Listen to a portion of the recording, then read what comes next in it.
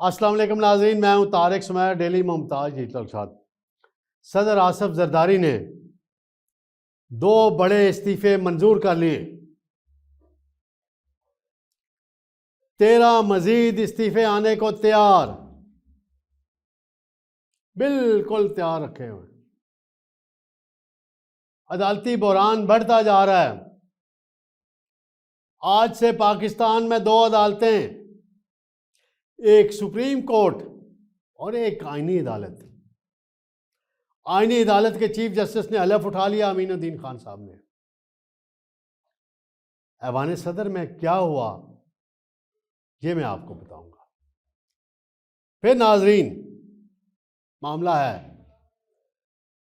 इस्लामाबाद खुदकुश बम हमले के दहशतगर्द गिरफ्तार, सहूलतकार गिरफ्तार।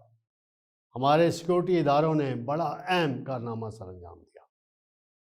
जैसा कि मैंने आपको कहा था, 27वीं तरमीम की मंजूरी के बाद आज़ाद कश्मीर का तख्त तब्दील होगा। वहाँ अब कौन प्राइम मिनिस्टर बन रहा है? नौजवान। वहाँ सरमाया एक तरफ रह गया। पीपल्स पार्टी की क़यादत ने एक कारकुन को वज़ीर आज़म बना दिया। फैसल मुमताज़ राठौर नए वज़ीर आज़म। जल्द सारा प्रोसेस मुकम्मल हो जाएगा। सबसे पहले मैं आता हूँ नाज़रीन, जस्टिस मंसूर अली शाह, जस्टिस अतर मिनुल्लाह के इस्तीफे सदर आसफ जरदारी ने मंजूर कर लिए। उनके इस्तीफे आज ही गुज़श्ता रात मीडिया को इशू किए गए और सुबह सुबह सुप्रीम कोर्ट से ऐवान सदर पहुंचे। ऐवान सदर वालों ने भी देर नहीं लगाई। जैसे कि स्पीकर के पास इस्तीफा किसी का चला जाए, मैंने कहा, और चेयरमैन के पास चले जाए, चाहे सैफुल्ला अबड़ो फ्लोर पे खड़ा होकर ऐलान कर दे, नहीं मंजूर होते। प्रोसेस होता है। आर्टिकल 63 में प्रोसेस दिया गया है। ये है मर्चेंट गवर्नमेंट का। यहाँ पे कोई नहीं है, टक इस्तीफे मंजूर। सदर साहब तैयार बैठे थे, करो। ये रिटायर्ड जज बन गए जी। अब क्या करेंगे? दोनों ने किस बुनियाद पे इस्तीफा दिया कि हमें 27वीं तरमीम मंजूर नहीं। पानामा केस तो इनको मंजूर था, हमें 27वीं तरमीम मंजूर नहीं। अदम एतमाद की तहरीक तो इन्हें पर क्या हुआ था, ये चीज़ मंजूर नहीं। पंजाब में MPS 20 के हवाले से क्या फ़ैसला किया था। फिर इनके बारे में सोशल मीडिया पे जो बात की जाती है, मेरी मजाज ही नहीं, मैं करता ही नहीं। बाज़ मुखालफीन इनको कहते हैं, जो इनके मुखालफीन हैं, अमरांडू जज कहते हैं। मैं नहीं कहता भाई, अब उनका काबिल एहतराम, उनका अपना मौक़िफ़ है।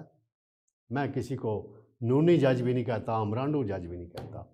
जज है, अपना अपना आइन पे हलफ उठाते हैं, अपना उनका जो माइंड होता है उस पर फैसले करते हैं, जो भी है। मंसूर अली शाह साहब चीफ जस्टिस नहीं बन सके और रिटायर हो गए। अब उन्हें पेंशन मिलेगी, वो भी 10 लाख से ऊपर, 14 लाख रुपया पेंशन।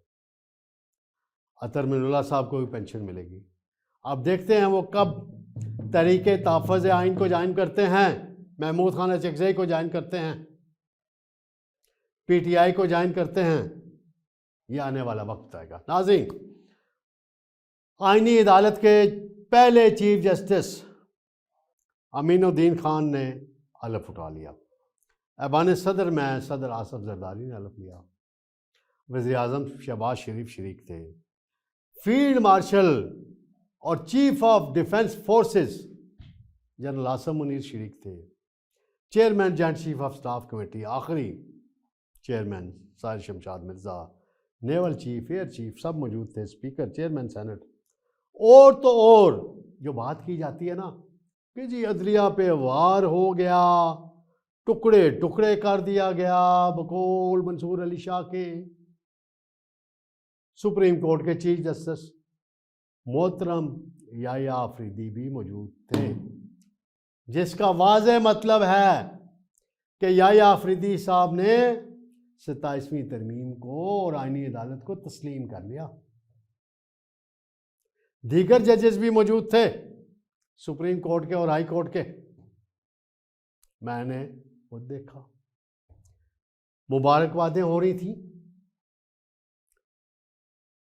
फील्ड मार्शल को भी लोग जाके मुबारकबाद दे रहे थे, चीफ ऑफ डिफेंस फोर्सेस बनने वाली बातों पे, और वो भी शुक्रिया अदा कर रहे थे, और जस्टिस अमीनुद्दीन भी शुक्रिया अदा कर रहे थे।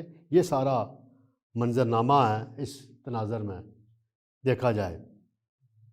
इसमें अब मज़ीद क्या होना है, कामरान मुर्तज़ा सेनेटर वो कहते हैं कि मज़ीद 11 इस्तीफ़े तैयार हैं,